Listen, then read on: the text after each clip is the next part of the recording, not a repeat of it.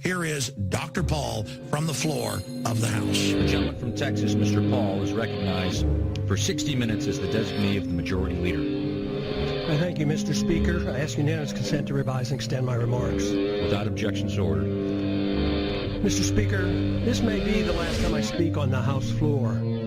At the end of the year, I'll leave Congress after 23 years in office over a 36-year period. My goals in 1976 were the same as they are today: promote peace and prosperity by a strict adherence to the principles of individual liberty.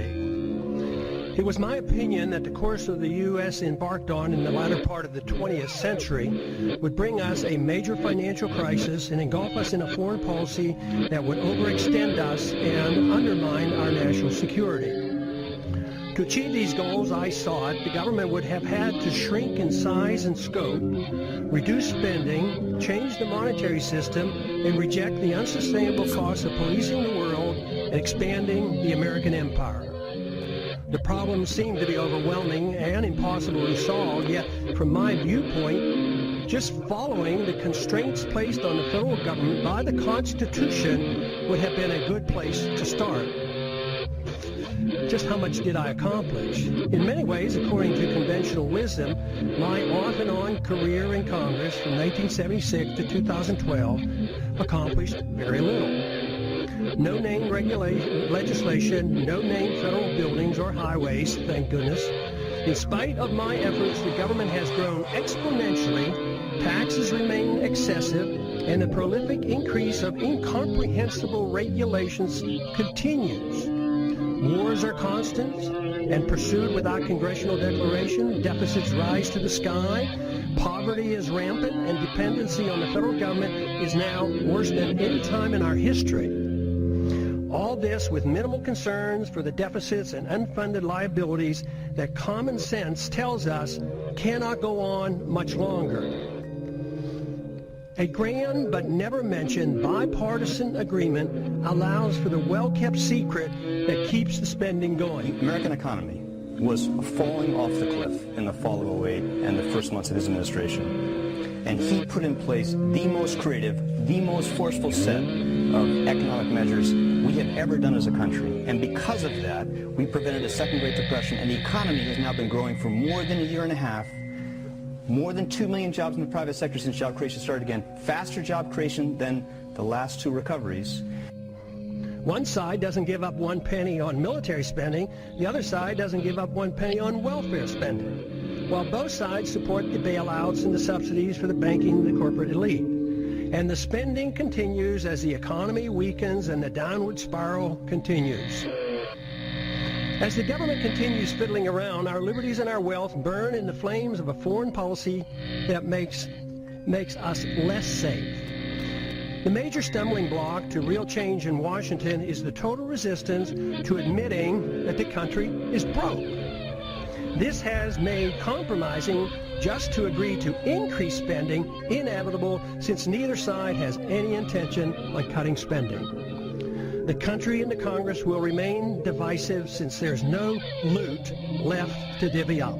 Aren't we all just living and dying for what the central banks do? To answer your question, we are absolutely slaves to central banks, because we'd love to be slaves of the economy, but the economic numbers continue to do nothing but trend. Is this global governance at last? Is it one world, the central bankers in charge? Without this recognition, the spenders in Washington will continue to march toward a fiscal cliff much bigger than the one anticipated this coming January.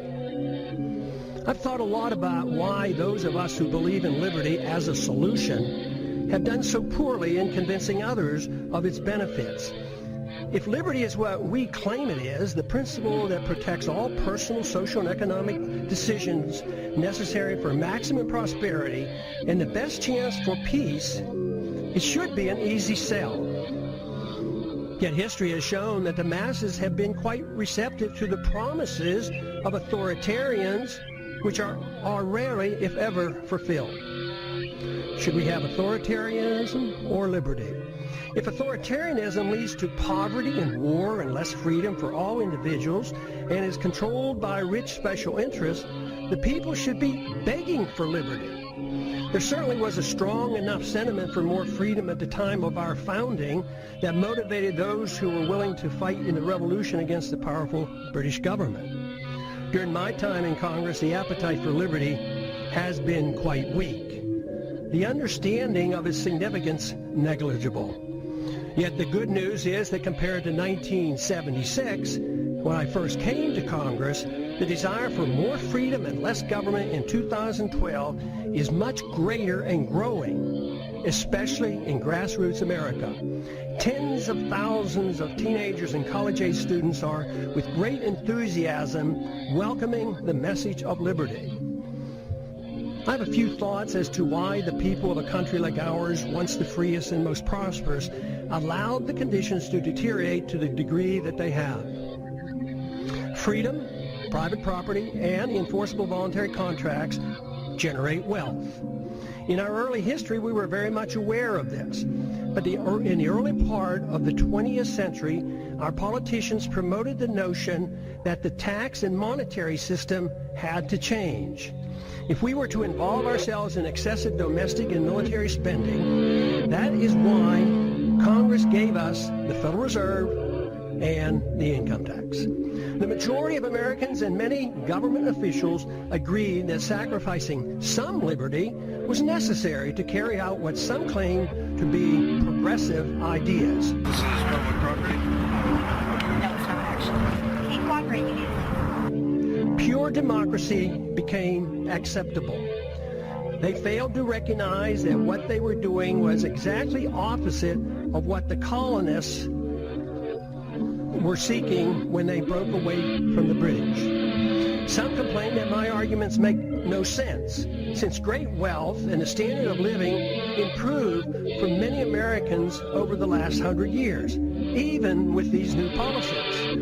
But the damage to the market economy and the currency has been insidious and steady.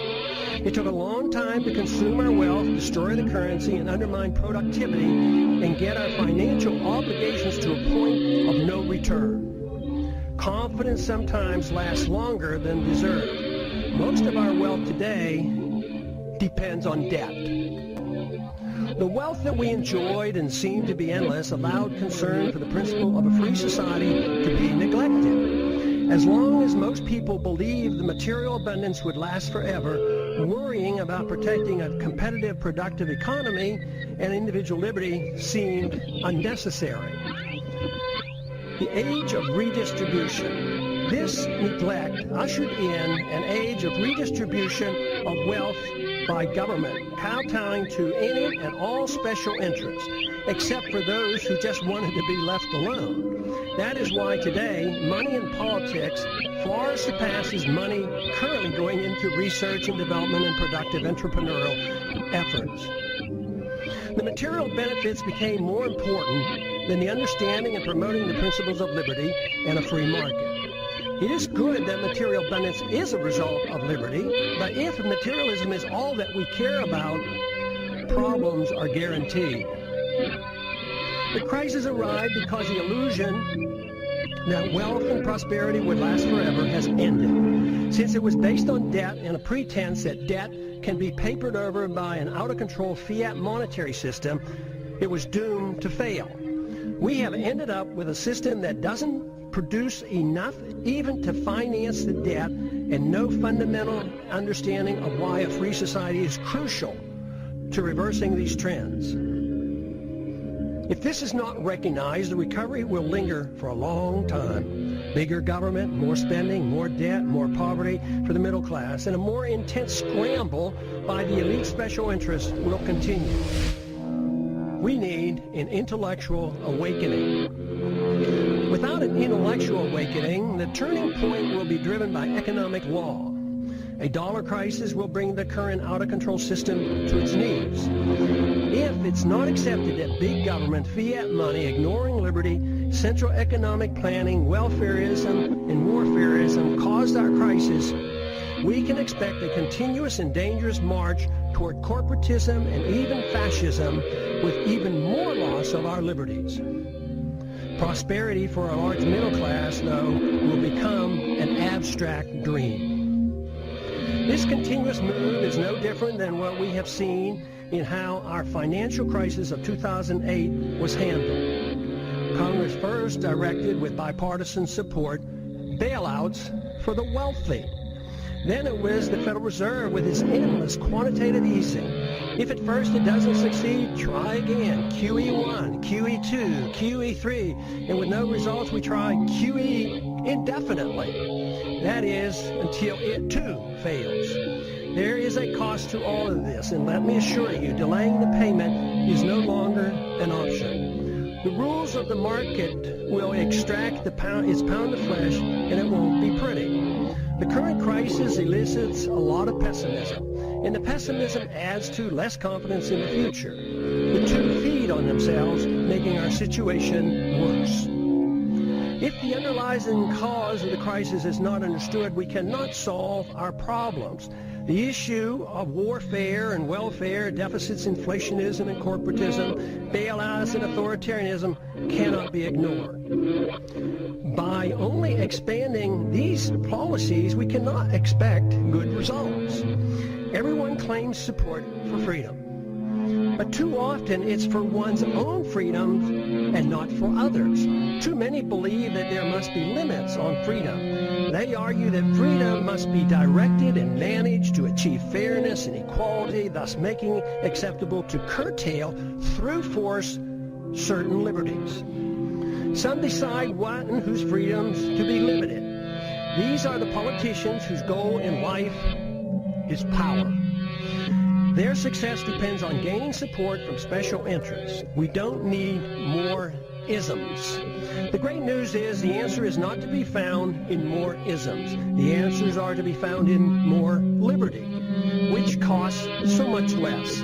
Under these circumstances, spending goes down, wealth production goes up, and the quality of life improves. Just this recognition, especially if we move in this direction, increases optimism, which in itself is beneficial. The follow-through with sound policies are required, which must be understood and supported by the people. But there is good evidence that the generation coming of age at the present time is supportive of moving in the direction of more liberty and self-reliance. The more this change in direction and the solutions become known, the quicker will be our return to optimism. Our job for those of us who believe that a different system than the one that we had for the last 100 years has driven us to this unsustainable crisis is to be more convincing that there is a wonderful, uncomplicated, and moral system that provides the answers. We had a taste of it in our early history. We need not give up on the notion of advancing this cause. It worked, but we allowed our leaders to concentrate on the material abundance that freedom generates while ignoring freedom itself. Now we have neither, but the door is open out of necessity for an answer. The answer available is based on the Constitution, individual liberty, and prohibiting the use of government force to provide privileges and benefits to all special interests. After over 100 years, we face a society quite different from the one that was intended by the founders. In many ways, their efforts to protect future generations with the Constitution from this danger has failed. Skeptics at the time of the Constitution was written in 1787 warned us of today's possible outcome. The insidious nature of the erosion of our liberties and the reassurance our great abundance gave us allowed the process to evolve into a dangerous period in which we now live. Dependency on government largesse. Today, we face a dependency on government largesse for almost every need. Our liberties are restricted and government operates outside the rule of law, protecting and rewarding those who buy or coerce government into satisfying their demands. Here are a few examples. Undeclared wars are commonplace. Today, in his press conference, the president made clear that he believes the law does allow him to make this commitment on his own. Listen to this for a moment, if you would. I'm not a Supreme Court justice, so I'm not going to put my constitutional law professor hat on here. Do I think that our actions in any way violate the War Powers Resolution? The answer is no. So I don't even have to get to the constitutional question. Simply, sir, what's your reaction? That's a horrible statement. Welfare for the rich and poor is considered an entitlement. The economy is overregulated, overtaxed, and grossly distorted by a deeply flawed monetary system. Debt is growing exponentially. The Patriot Act and FISA legislation passed without much debate have resulted in a steady erosion of our Fourth Amendment rights. Tragically, our government engages in preemptive war, otherwise known as aggression, with no complaints from the American people. The drone warfare we are pursuing worldwide is destined to end badly for us as the hatred builds for innocent lives lost and the international laws flaunted. Once we are financially weakened and militarily challenged, there will be a lot of resentment thrown our way. It's now the law of the land that the military can arrest American citizens, hold them indefinitely without charges or trial. Rampant hostility toward free trade is supported by a large number in Washington. Supporters of sanctions, currency manipulation, and WTO trade retaliation call the true free traders isolationists. Sanctions are used to punish countries that don't follow our orders. Bailouts and guarantees of all kinds of misbehavior are routine. Central economic planning through monetary policy, regulations, and legislative mandates has been acceptable policy. I have a few questions. Excessive government has created such a mess, it prompts many questions. Why are sick people who use medical marijuana put in prison? Why does the federal government restrict the drinking of raw milk? Why can't American manufacturers rope and other products from hemp? Why are Americans not allowed to use gold and silver as legal tender as mandated by the Constitution? Why is Germany concerned enough to consider repatriating their gold held by the Fed for her in New York? Is it that the trust in the U.S. and dollar supremacy beginning to wane? Why do our political leaders believe it's unnecessary to thoroughly audit our own gold?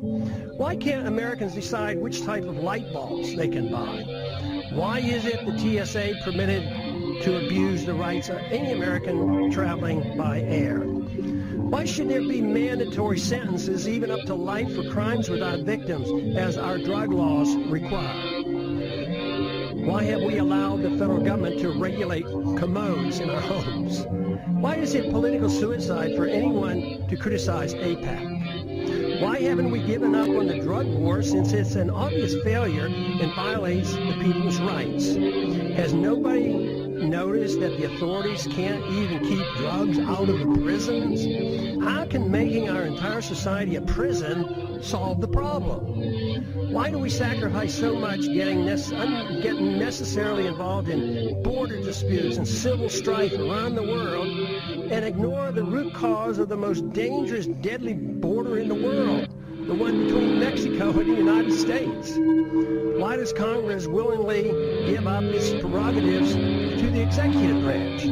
Why does changing the party in power never change policy? Could it be that the views of both parties are essentially the same?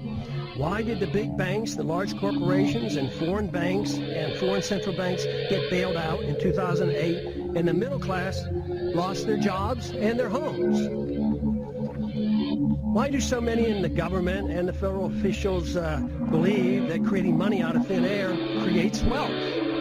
Why do so many accept the deeply flawed principle that government bureaucrats and politicians can protect us from ourselves without totally destroying the principle of liberty? Why can't people understand that war always destroys wealth and liberty? Why is there so little concern for the executive order that gives the president authority to establish a kill list, including American citizens, of those targeted for assassination? Why is patriotism thought to be blind loyalty to the government and the politicians who run it, rather than loyalty to the principles of liberty and support for the people. Real patriotism is a willingness to challenge the government when it's wrong. Why is it claimed that if people won't or can't take care of their own needs, that people in government are able to do it for them? Why did we ever give the government a safe haven for initiating violence against the people? Why do so many members defend free markets but not civil liberties?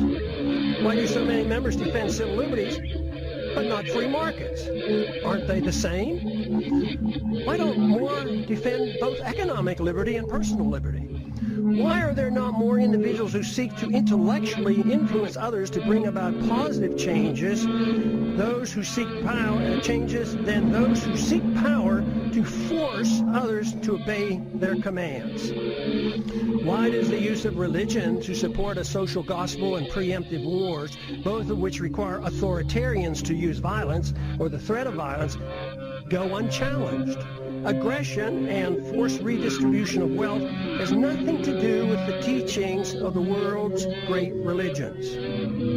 Why do we allow the government and the Federal Reserve to disseminate false information dealing with both economic and foreign policy? Why is democracy held in such high esteem when it's the enemy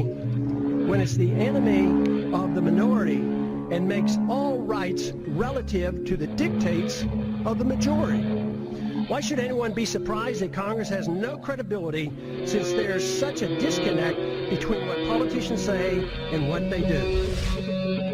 Is there any explanation for all the deception, the unhappiness, the fear of the future, the loss of confidence in our leaders, the distrust and the anger and frustration? Yes, there is. And there's a way to reverse these attitudes.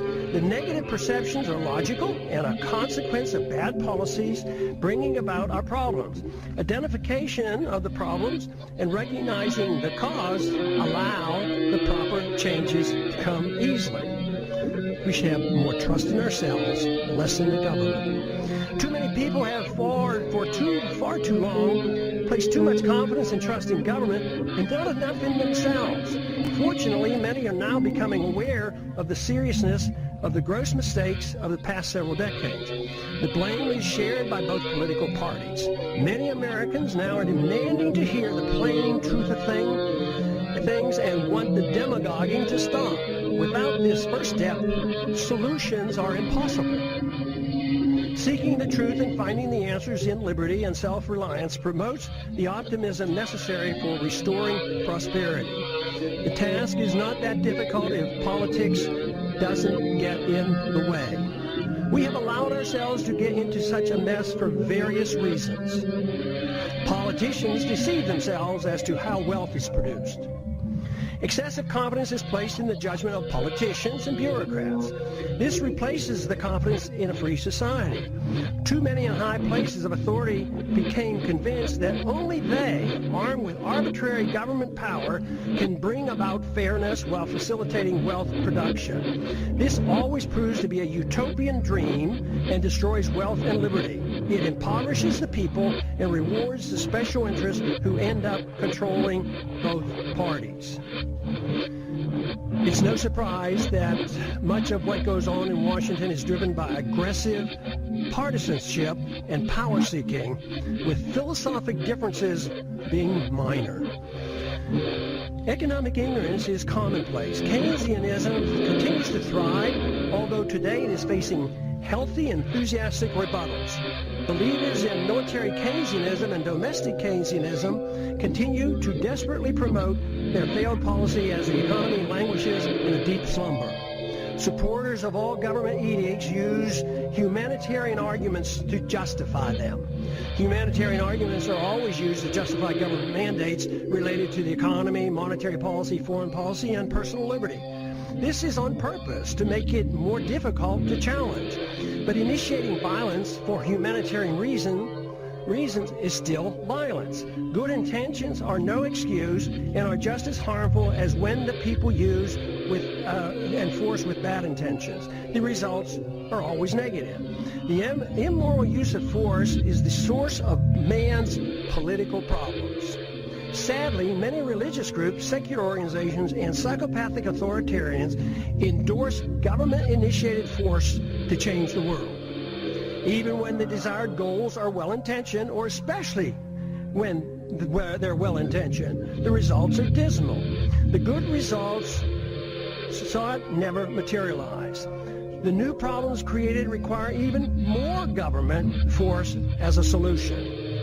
The net result is institutionalizing government-initiated violence and morally justifying it on humanitarian grounds. This is the same fundamental reason our government uses force for invading other countries at will, central economic planning at home, and the regulation of personal liberty and habits of our citizens. It is rather strange that unless one has a criminal mind and no respect for other people and their property, no one claims it's permissible to go into one's neighbor's house and tell them how to behave, what they can eat, smoke, and drink, or how to spend their money. Yet, rarely is it asked why is it morally acceptable that a stranger with a badge and a gun can do the same thing in the name of law and order. Any resistance is met with brute force, fines, taxes, arrests, and even imprisonment. This is done more frequently every day without a search warrant.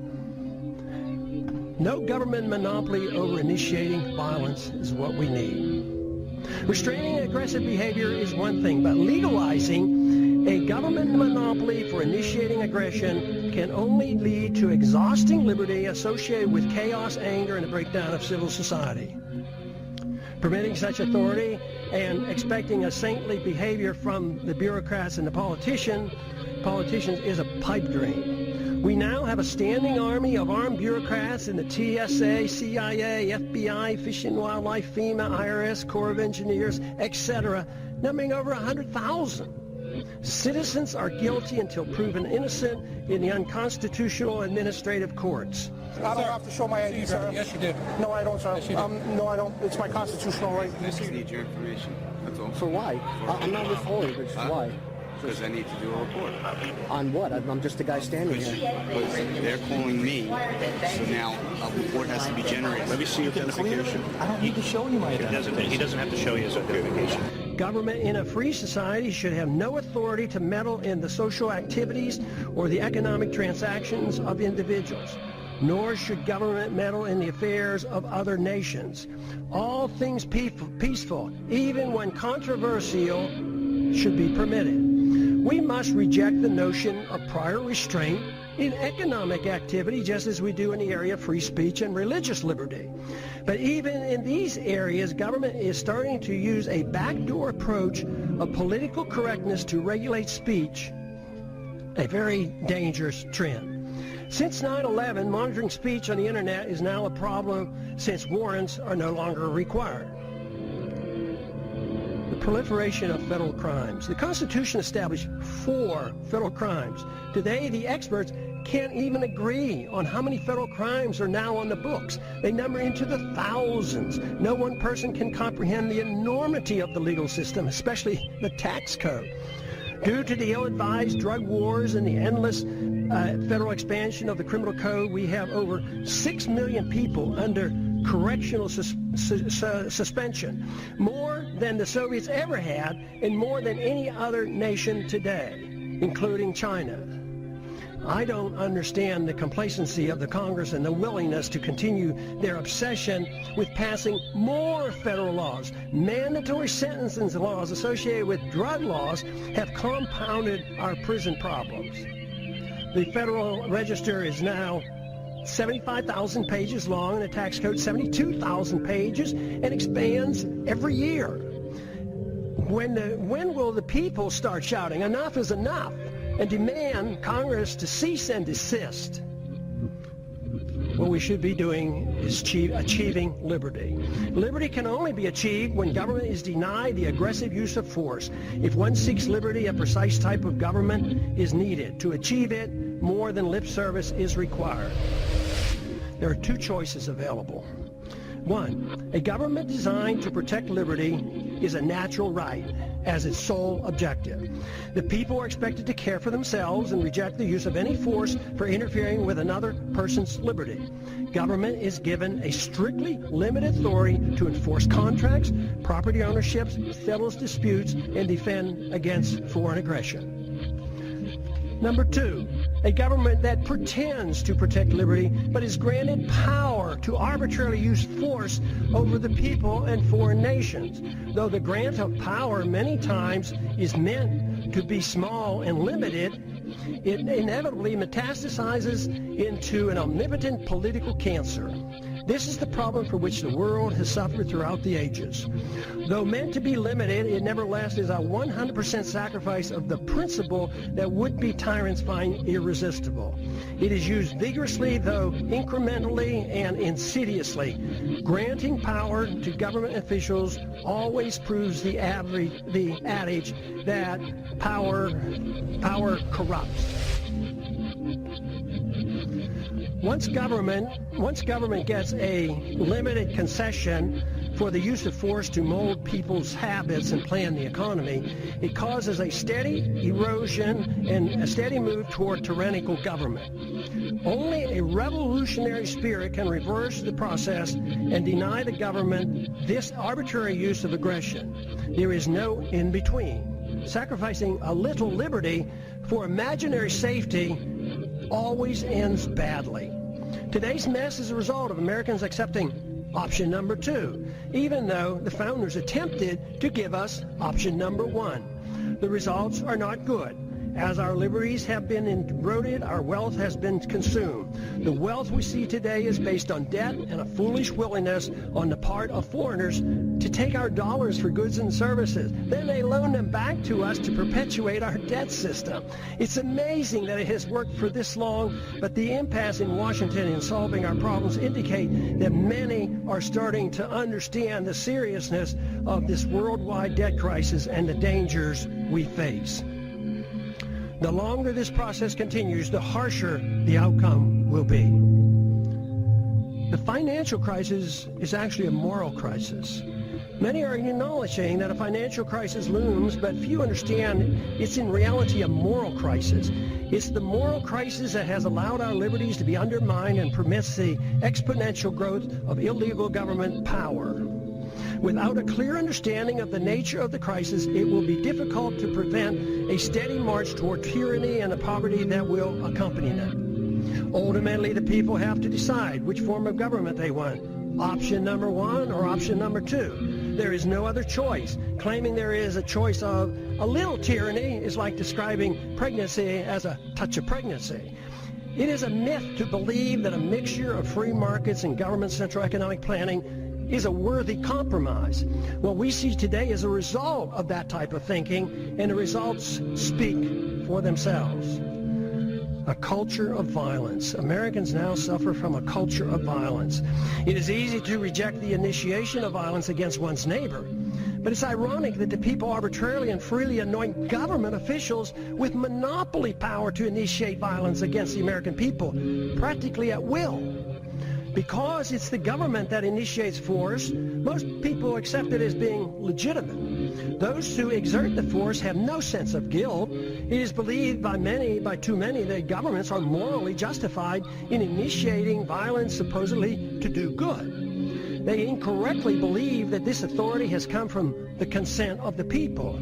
The minority, or victims of government violence, never consented to suffer the abuse of government mandates, even when dictated by the majority. Victims of TSA excesses never consented to this abuse. This attitude has given us a policy of initiating war to do good as well. It is claimed that war to prevent war for noble purposes is justified. This is similar to what we were once told that, quote, destroying a village to save a village, close quote, was justified. It was said by a U.S. Secretary of State that the loss of 500,000 Iraqis, mostly children, in the 1990s as a result of American bombs and sanctions was worth it to achieve the good we brought to the people of Iraq. And look at the mess that Iraq is in today. Government use of force to mold social and economic behavior at home and abroad has justified individuals using force on their own terms. The fact that violence by government is seen as morally justified is the reason why violence will increase when the big financial crisis hits and becomes a political crisis as well. First, we recognize that individuals shouldn't initiate violence. Then we give the authority to the government. Eventually, the immoral use of government violence, when things go badly, will be used to justify an individual's right to do the same thing. Neither the government nor individuals have the moral right to initiate violence against another, yet we are moving toward the day when both will claim this authority. If this cycle is not reversed, society will break down. When needs are pressing and conditions deteriorate and rights become relative to the demands and the whims of the majority, it's then not a great leap for individuals to take it upon themselves to use violence to get what they claim is theirs. That's not right! That's not right! It's not right what y'all doing!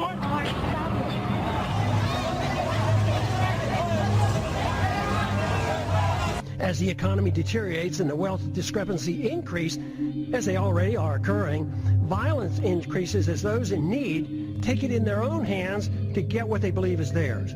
They will not wait for a government rescue program. When government officials wield power over others to bail out the special interests, even with disastrous results to the average citizens, they feel no guilt for the harm they do.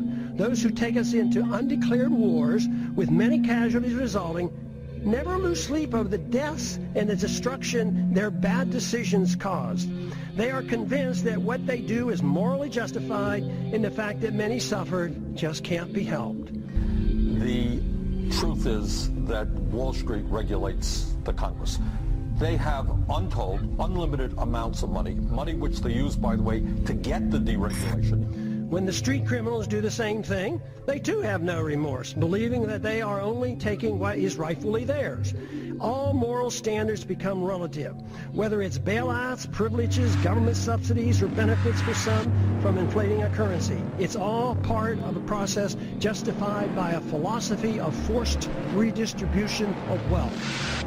Violence or a threat of such is the instrument required and unfortunately is a little concern of most members of Congress.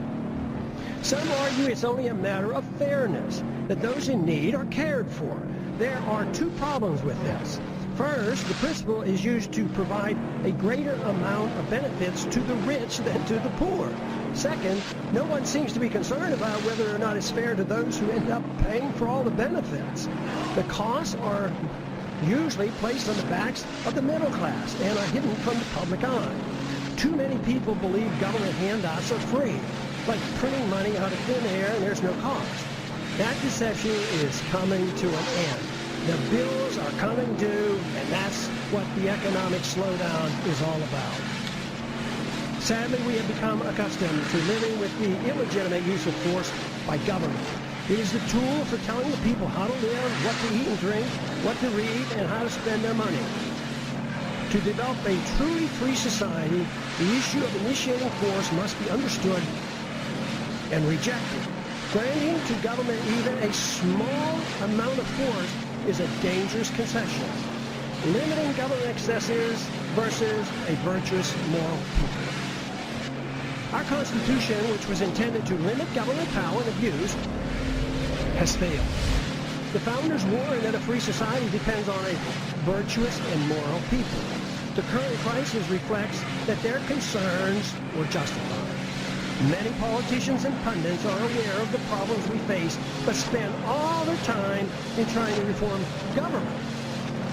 The sad part is that the suggested reforms almost always leads to less freedom, and the importance of a virtuous and moral people is either ignored or not understood. The new reforms serve only to further undermine liberty. The compounding effect has given us the steady erosion of liberty and the massive expansion of debt. The real question is, if it is liberty we seek, should most of the emphasis be placed on government, reform, or trying to understand what a virtuous and moral people means and how to promote it? The Constitution has not prevented the people from demanding handouts for both rich and poor in their efforts to reform the government, while ignoring the principles of a free society. All branches of our government today are controlled by individuals who use their power to undermine liberty and enhance the welfare warfare state, and frequently their own wealth and power. If the people are unhappy with the government performance, it must be recognized that government is merely a reflection of an immoral society that rejected a moral government, a constitutional limits on power and love of freedom. If this is the problem, all the tinkering with thousands of pages of new laws and regulations will do nothing to solve the problem. It is self-evident that our freedoms have been severely limited, and the apparent prosperity we still have is nothing more than leftover wealth from a previous time.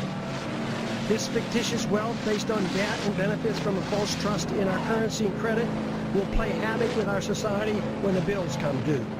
This means that the full consequence of our lost liberties is yet to be felt. But that illusion is now ending. Reversing a downward spiral depends on accepting a new approach. Expect the rapidly expanding homeschooling movement to play a significant role in the revolutionary reforms needed to rebuild a free society with constitutional protection. We cannot expect a federal government-controlled school system to provide the intellectual ammunition to combat the dangerous growth of government that threatens our liberties. The internet will provide the alternative to the government media complex that controls the news and most political propaganda. This is why it's essential that the internet remains free of government regulation. Many of our religious institutions and secular organizations support greater dependency on the state by supporting war, welfare, and corporatism, and ignore the need for a virtuous people. I never believed that the world or our country could be made more free by politicians if the people had no desire for freedom. Under the current circumstances, the most we can hope to achieve in the political process is to use it as a podium to reach the people, to alert them of the nature of the crisis and the importance of their need to assume responsibility for themselves. If it is liberty that they truly seek, without this, a constitutionally protected free society is impossible. If this is true, our individual goal in life ought to be for us to seek virtue and excellence and recognize that self-esteem and happiness only comes from using one's natural ability in the most productive manner possible, according to one's own talents. Somebody invested in roads and bridges. If you got a business, you didn't build that. Somebody else made that happen. Productivity and creativity are the true source of personal satisfaction. Freedom and non-dependency provides the environment needed to achieve these goals. Government cannot do this for us. It only gets in the way. When the government gets involved, the goal becomes a bailout or a subsidy, and these cannot provide a sense of personal achievement. Achieving legislative power and political influence should not be our goal. Most of the change that is to come will not come from politicians, but rather from individuals, family, friends, intellectual leaders, and our religious institutions. The solution can only come from rejecting the use of coercion, compulsion, government commands, and aggressive force to mold social and economic behavior. Without accepting these restraints, inevitably the consensus will be to allow the government to mandate economic equality and obedience to the politicians who gain power and promote an environment that smothers the freedoms of everyone. It is then that responsible individuals who seek excellence and self-esteem by being self-reliant and productive become the victims. In conclusion, what are the greatest dangers that the American people face today that impede the goal of a free society?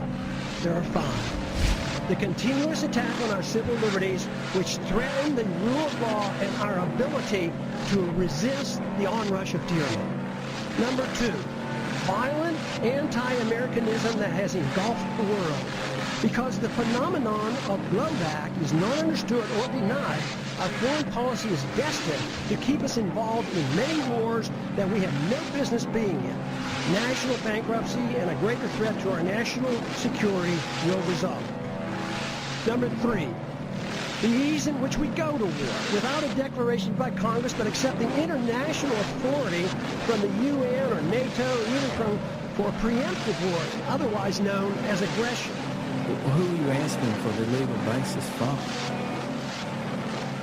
If it's obviously if the UN passed a security resolution as it did in Libya, we would do that. If NATO came together as we did in Bosnia, we would rely on that. So, we have options here. Number 4, a financial political crisis as a consequence of excessive debt, unfunded liabilities, spending, bailouts, and gross discrepancy in wealth distribution going from the middle class to the rich. The danger of central economic planning by the Federal Reserve must be understood. World government taking over local and U.S. sovereignty by getting involved in the issues of war, welfare, trade, banking, a world currency, taxes, property, ownership, and private ownership of guns must be addressed. Happily, there's an answer for these very dangerous trends.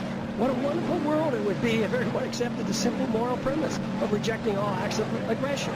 The retort to such a suggestion is always, it's too simplistic, too idealistic, impractical, naive, utopian, dangerous, and unrealistic to strive for such an ideal. The answer to that is that for thousands of years, the acceptance of government force to rule over the people at the sacrifice of liberty was considered moral and the only available option for achieving peace and prosperity. What could be more utopian than that, Mel? Considering the results, especially looking at the state-sponsored killing by nearly every government during the 20th century, estimated to be in the hundreds of millions of people, it's time to reconsider this grant of authority to the state. No good has ever come from granting monopoly power to the state to use aggression against the people to arbitrarily mold human behavior. Such power, when left unchecked, becomes the seed of an ugly tyranny. This method of governance has been adequately tested, and the results are in. The reality dictates we try liberty. The idealism of non-aggression and rejecting the offensive use of force should be tried. The idealism of government-sanctioned violence has been abused throughout history and is the primary source of poverty and war. The theory of a society being based on individual freedom has been around for a long time. It's time to take a bold step and actually permit it by advancing this cause rather than taking a step backward as some would like us to do today. Today, the principles of habeas corpus, established when King John signed the Magna Carta in 1215, is under attack in our own government. There's every reason to believe that a renewed effort with the use of the internet, that we can instead advance the cause of liberty by spreading an uncensored message that will serve the reigning government authority and challenge the obsession with war and welfare. What I'm talking about is a system of government guided by the moral principles of peace and tolerance. The founders were convinced that a free society could not exist without a moral people.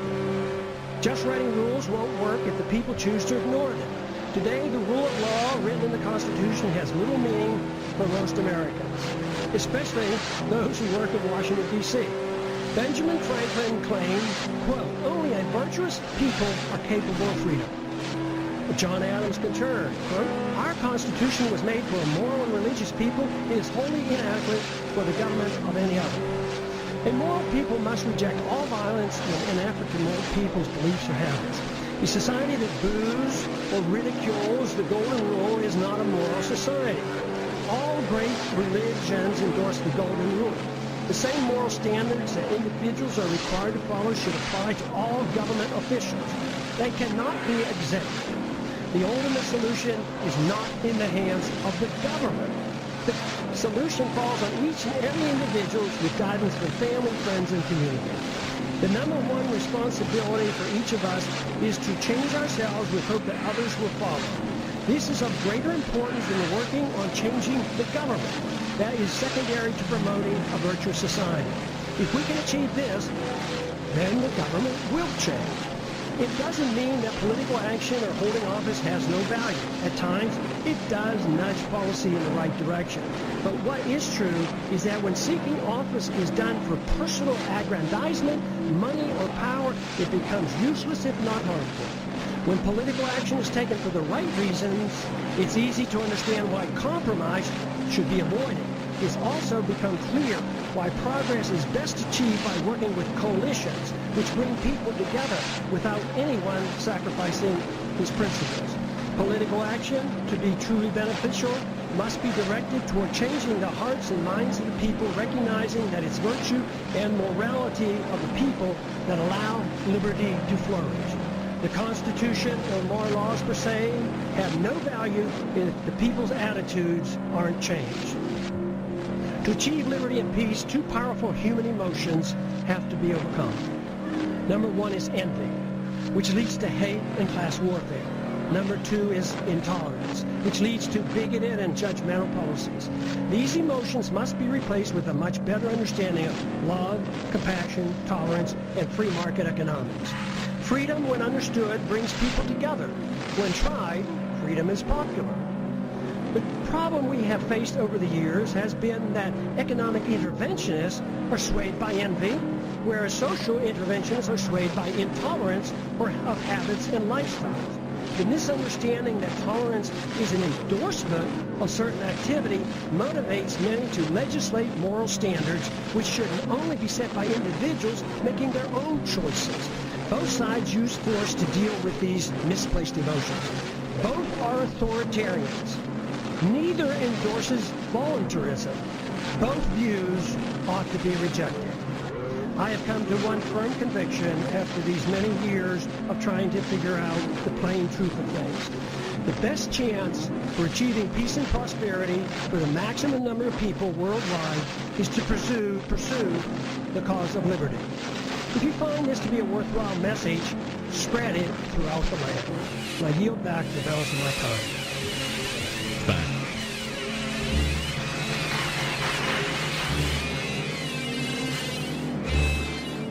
Never forget, if you are watching this transmission, you are the hope.